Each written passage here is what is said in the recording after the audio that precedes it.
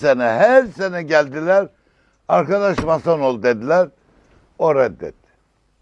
18 sene mütemadi reddetti. Prens Charles Mason olmadığı için kral olamaz. Bu adam bana geliyor. Gece yarısı geliyor. Sohbet ediyoruz. Adı Hüseyin'dir.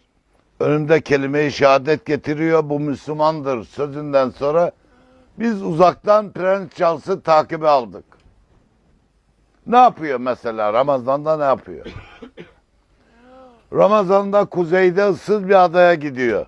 Defaatle gördük bunu orada yaşarken. Kayboluyor.